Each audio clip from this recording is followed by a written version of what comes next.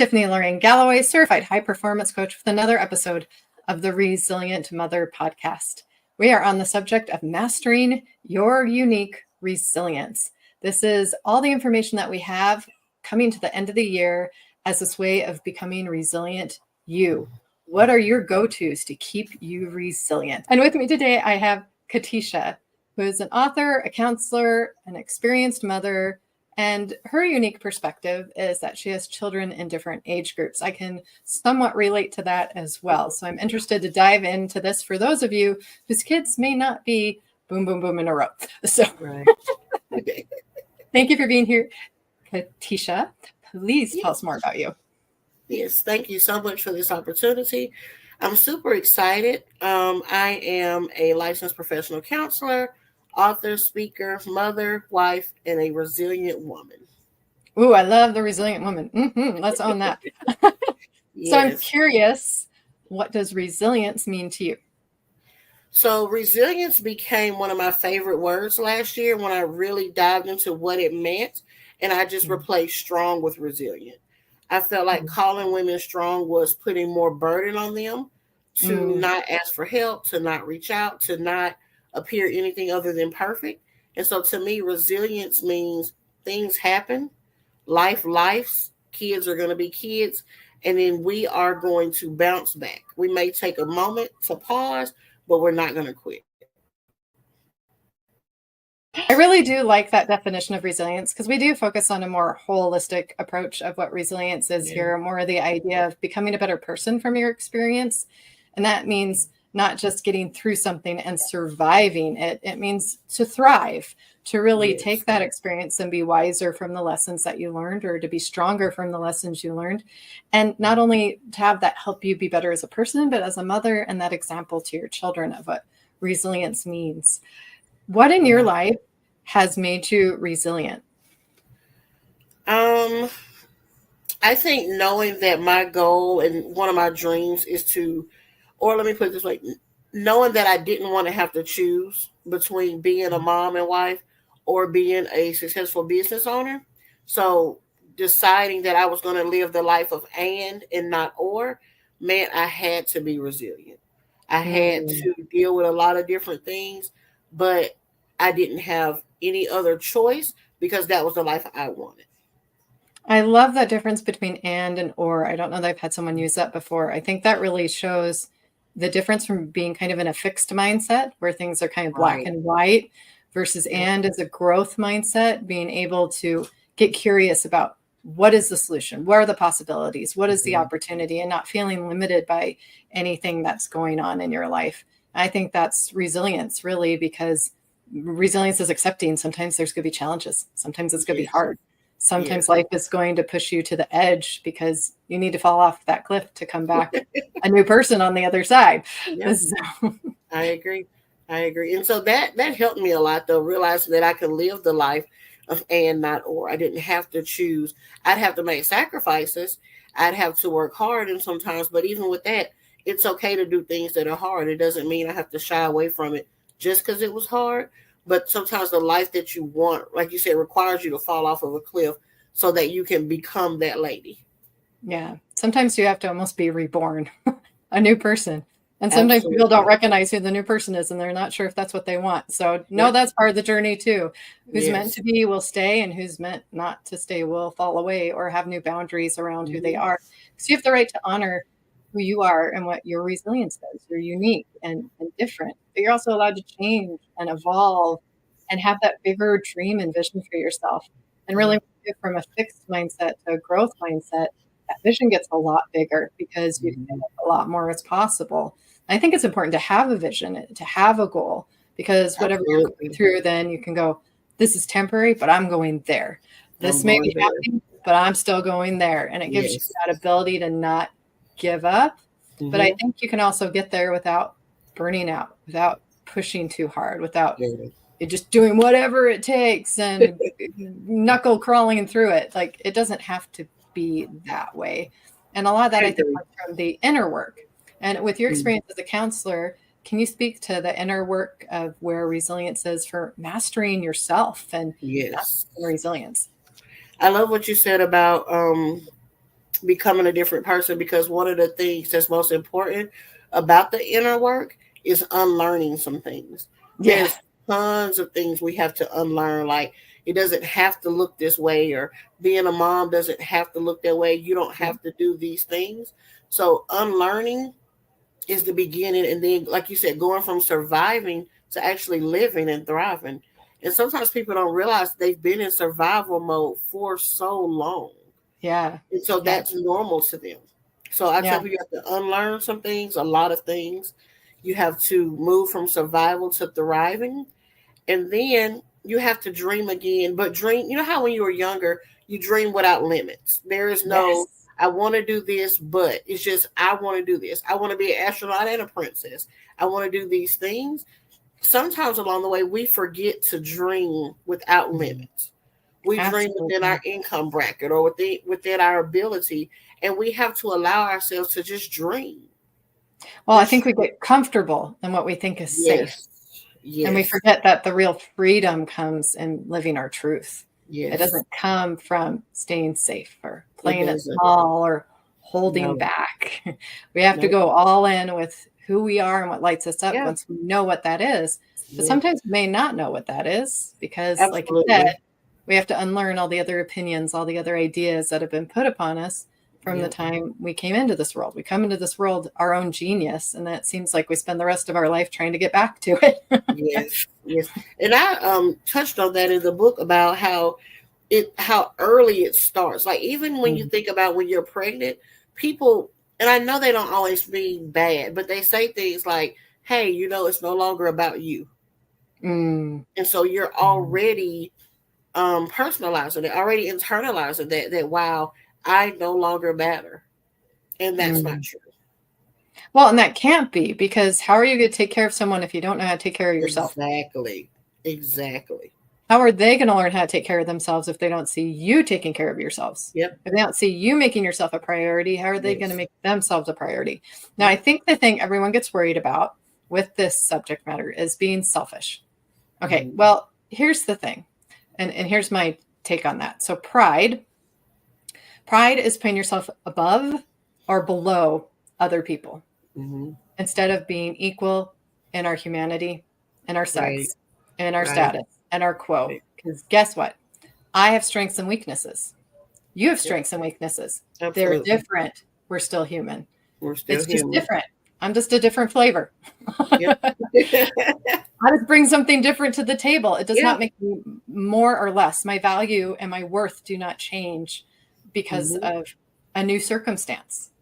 And I think that's where resilience really comes in. Yes, I'm in a new circumstance. I still get to be me. I still get Yes, to I'm be me. facing this challenge. I still get to be me. Yep. I still get to choose how I show up, and Yep. I'm still within power within myself. And that's the Yep. strength we need in today's world, is this inner world of ours. It's the one thing Mm-hmm. nobody gets to take away from us, is our Yep. knowledge, where our hearts are, and the choices that we make. And that's the real, I think, secret to the success of those Mm-hmm. who are really successful, that we would I look at agree. and go, they're resilient.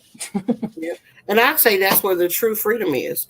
When Mm, I can move you to different situations, different environments, different roles in your life, and you can still be true to who you are.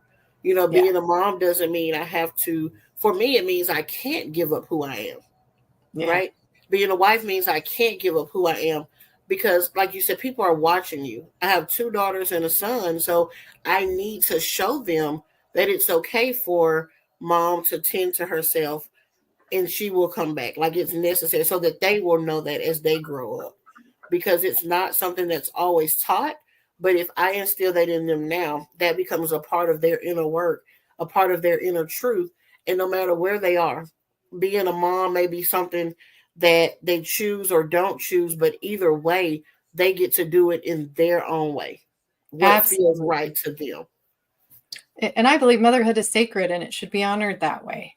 And we could use a lot less judgment that way Yes. on how someone's mothering. Every mother has their own instinct of what their Mm-hmm. child needs, and every child is different. The Oh, same yeah. things are not going to apply to one than the other, but they also have their agency. Yeah. And to put personally on the mom the choices of the child isn't always fair, because you got to dive deeper and see. But that also doesn't mean there's any less responsibility on the parent either. We do have an important role to fulfill to our best. But what was their best at the time? What was in their heart? What was their intention? Do you know what their intention was? Do you know their background? Do you know what their triggers are or what they're dealing with? You probably don't. So I think it's important that we build more of a inclusive, supportive, cheerleading community, at least here on this podcast, to give you the tools and the strategies and the idea that you can be a resilient mother if you want to be. You can be what you decide is a good mother and what good mothering is. And you will see it manifest in your kids. Yes. Yes. I love that. And I love spaces like this because they're so needed. Like you said, we're born amazing geniuses of ourselves. And then along the way, we lose that because of life and because of society. And so when we get back to that, I find that a lot of people know exactly who they want to be. They just don't always feel comfortable being it. Yeah. Like they may initially say, I don't know. But when you really do the work with them, they know they just need safe places like this to be able to say and then be. And once they experience it, once you experience fully being yourself, it's almost impossible to go back to like your little shell. It's almost like this is me and people can take it or they cannot. Yeah. It's a turtle busting out of their shell, just busting it right out. No crawling back in. You're out. Yes. Yes. And more often than not, people will accept it. Yeah. People and be inspired by it. Well, and the people who really support you will. The people that get it will. The people that don't need to be there. No. And sadly, sometimes that includes family too, because they aren't willing to do the work you've done. Yes. You've done the work. You get to reap the rewards of it. Those that don't do the work, it'll catch up with them eventually, and you can help them along as much as you want to, but they have agency. They have the choice how they're living their life. And we just have to meet people where they're at. And you can plant seeds and you can love. We can always come with love. And mothers know that more than anyone because we've got to love those kids no matter what they do and show up and support them.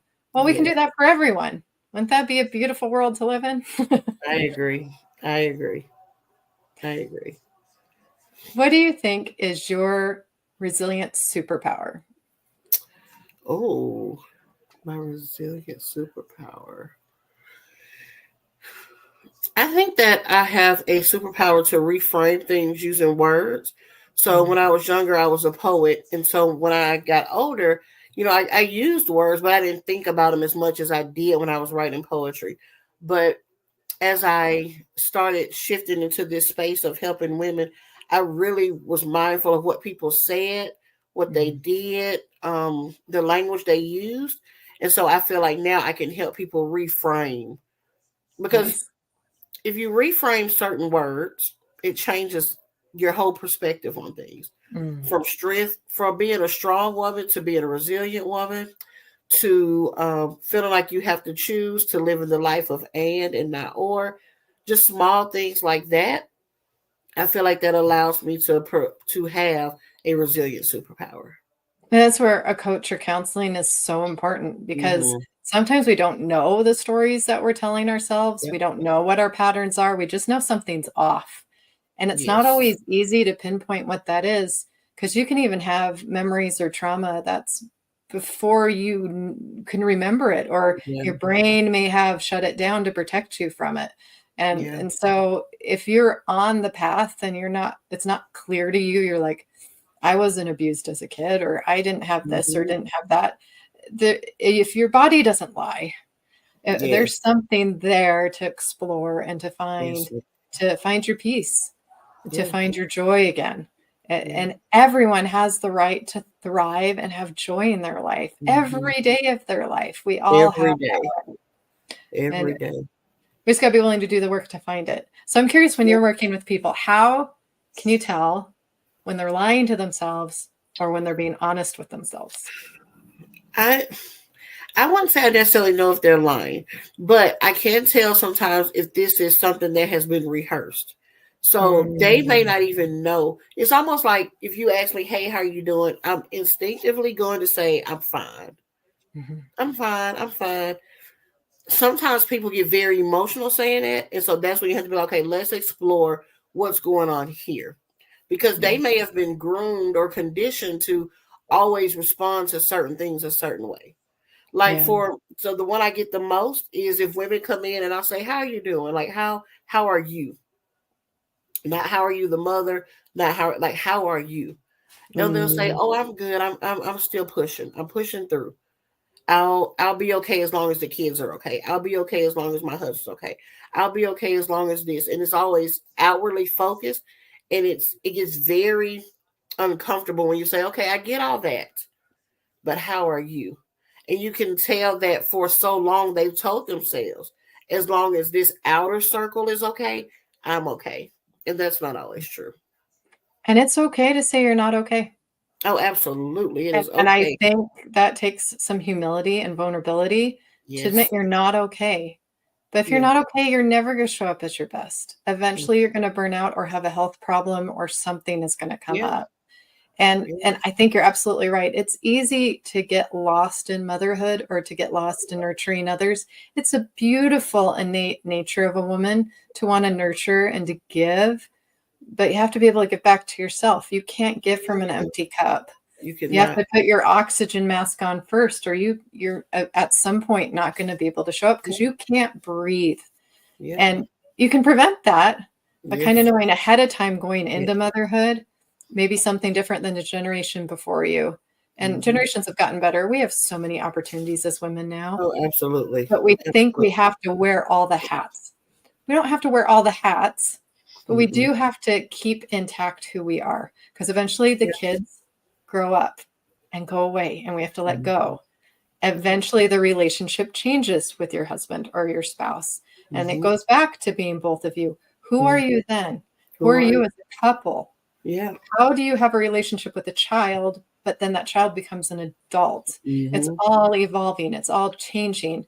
And you could very easily lose yourself along the way. Absolutely. Don't Absolutely. tap back in and tap back in touch with her. It's important to have a hobby that's important to you and to have a spouse that Mhm. honors it, that Mhm. honors your goals outside of mom, outside of family. And maybe when you have lots of littles, there's a time you're a little more focused there. Right. I get that. I mean, Right. you're keeping little ones alive. I mean, my son, boys are different. I feel like sometimes I'm just here to keep him alive. And so, but 5 minutes a day, 10 minutes a day, You got to start with something. class, an Yes. outing, a Yes. social interaction. You don't have to feel trapped inside Mhm. motherhood. That's Mhm. that's not thriving in it. That's just Mm-mm. survival mode. That's just survival, and it's And barely surviving. yeah. It's barely surviving. I was there though. I remember waking up one day feeling like I was suffocating. Hmm. But it wasn't any when I did the work, it wasn't anyone else to blame. It was me. I had allowed because of what I assumed society wanted me to be as a mother and a wife. Like that became my whole life. That became the thing, like you said, when I was lying to myself, that became the thing that I rehearsed and said over and over. This is my life. This is my life. This is my life. And the reality is, it's a part of my life. It's an amazing part of Yeah. my life. But before I was those things, I was who I am. I was a person. And that's Yeah. important. And so once I nurtured her, I became a better mother. I Yep. became a better wife because I was authentically happy. Yeah. And so Yeah. then that exudes differently than, like you said, if I'm just surviving. If Yeah. I'm just surviving, I'm very overwhelmed. Like sometimes motherhood in itself can be overwhelming, but I'm even more overwhelmed because there is no 5 minutes a day. There is no time where I am not somebody's something because I'm not honoring who I am. And so she's lost in there. And she's Yeah. like screaming for help. And so when I finally nurtured her, it's like a light bulb went off. And I realized that I don't have to I can wear the same hat you wear. It doesn't have to be the same color. And I can make a Yeah. decision. This was very freeing to me when I read a quote that said, you're not a tree. You can make a decision. And if it doesn't work and if you don't like it, you make another decision. And Mhm. something about that just clicked. And that added to the freedom that I had. And that's why you're allowed to get curious as a mom. If you're not quite where Yes. you want to be, get curious. Try Yes. something else. Try something Try new. It's something else. allowed. You don't have to be like anybody else. Mm-mm. Your situation may not be like anybody else. Nope. And that's That okay. is okay. You're allowed to be Sometimes I can't even everything. parent my children the same because they're Yeah, different. they are so different. Yeah. I'm glad someone told me that, or I think I was doing it wrong. That's for sure. So you made me think of the saying, though, if mama ain't happy, ain't nobody happy. Mm-hmm. And we're here to promote happy mothers, happy Yes. children, happy homes Yeah. in that order. Yes. Yes. And a lot of it is because we are so full, our capacity is full. There is no room for anything. And so we're very uptight and very at our edge. And one little marble in the jar could really cause us to explode. Yeah. But when we pour from a full cup, we need our cup to be full, not our capacity. How do you help your clients and your mothers to find that again, to find what fills them up and make room for it? So sometimes I tell them it's not about going back to who you were before you were a mom, because sometimes even then you didn't know who you were.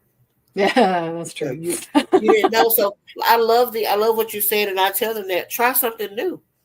Do you think you might like it? Let's try it. You think you always wanted to take piano lessons? Why not? You think you might like going for a walk? Try it, because that's how you're going to learn what's a good hobby for you and what's not. What feels, because as a mom, we can do something that doesn't necessarily fill us up. Yeah. Right. So me having 10 minutes of quiet time is different than me spending a game night with my family. They feel me in different ways. So if all my time is spending time with other people, am I using that as avoidance? Because sometimes that can happen, because it's scary to figure out who you are. Like you said earlier, because what if I wake up one day and I don't know who I am? I don't know this new person. You have to get to know her. So to answer your question, I tell them just try all kind of stuff. Just like we put our kids in all these different, try all kind of stuff. And if you don't like it, try something else. Yeah, exactly. And I think too, what used to fill you up when you were younger might be different now than what fills you up. Absolutely. And that's okay too. A lot of the things I used to do were very time consuming. There isn't really room for them at the same capacity, but there's still room for them. And it looks different now. But they get to be mine. They get to be my moments. I still have my moments, my talents. And when I'm happy, my children gravitate towards those things. That makes them happy. They realize they get to explore new things. They get to try things. And it's been a pleasant surprise that we have similar interests when it comes down to it. But I didn't push them there. They landed there on their own. So it was like yesterday. I was just tickled yesterday. My kids don't know because I was being quiet, but my daughter has taken up the violin and one wants to learn the cello. We haven't got the cello home quite yet. And there's the piano. Well, my daughter taught herself the piano last year, and the violin's new, but they're both over at the piano with the violin trying to figure out how to do a musical piece together. I didn't push it. I didn't ask them for it. I am overly delighted by it because I love music. But they're genuinely curious and wanting to figure out how to play together. I didn't put that pressure on them. I didn't even put the idea on them. They came up with the idea that they want to perform together, and they have a future performance at a church function next summer that they're preparing for. I had nothing to do with it. I'm just going to sit back and watch them discover themselves and something that I absolutely love. And it's so delightful because it's not forced. It's not fake. It's not them fulfilling my dream. I'm just letting them explore and be themselves. So if we'll do that for our kids, we also need to do that for ourselves. We have to. We have to. And then they're going to see that, hey, when mom was, even though she was a mom, she still had time for her. And so if I choose to be a mom, that can be something I can do. I don't lose who I am. Yes. Exactly. I may have to be reborn. I may, like you said, some things may fall off, some things may be added, and that's okay. But I don't have to lose who I am in the core. Exactly. And they get to take that with them. And the younger they know that, the more they can put boundaries around it too, of this is me. This is what fits in my life, and this is what does not. And I think when you're that clear and you have that kind of clarity in your life, it's a lot easier not to get distracted, not to get disappointed, and not to be overwhelmed, because you know your lane, you know your path, you know yourself at a deep level, and you know how to master your own resilience. You know how to come back to that. Yes. faster and faster, no matter Faster. what Yep. hurdles come in your way. You're just like, oh, there's another hurdle. Jump. Okay, I know how to do that. Yep. I agree. Yeah. What's your favorite part about being a mother? Watching things through their eyes. So Mm. like going places. I love going to like an aquarium or something. I like water. So like seeing it through their eyes, seeing how amazing something. For example, I took my son. I had to go get a tire change the other day at Walmart, and I took my son with me. So we just walked through the toy aisle, picking up whatever because we had time, and then we left. And he said it was amazing in there. This was amazing, and I was like, "You're right. This was amazing." But even just seeing that through their eyes, I love watching stuff through the eyes of a child. Yeah, I love that about kids. It really gives you that perspective again about being curious and excited for the Yeah. world around you. And Yes. because it's all so new to them. And I think It we forget is there's new things around us every day as adults. We every get day. to create it. Mm-hmm. And that's the gift of motherhood, I think, in a lot of Yeah. ways, at least my favorite part of it, and when I'm Yeah. around littles, especially for Yeah. that. Any last thoughts as we're wrapping up here? Oh, this has been amazing. I love anytime I'm in a space like this. I guess my last thought would just be it's okay to figure out who you are. It is necessary to figure out who you are. And it doesn't take away from who you are as a mother or any other role you play in your life. It only enhances that. Yeah. Once you master yourself, you'll master your resilience. It doesn't mean it's perfect. It just means you're thriving. And Yes. everyone should know what that feels like. And it's your birthright to thrive. Absolutely. You and your kids and your family and the future generations that we hope to touch with this Absolutely. podcast and with our motherhood. Thank you, audience, for being here. I believe in you. Believe in yourself. God bless. And we will see you at the next Resilient Mother podcast. If you want to work with Kanisha, you can find her where? You can find me online anywhere under my name, or my website is youaremorethansbm.com.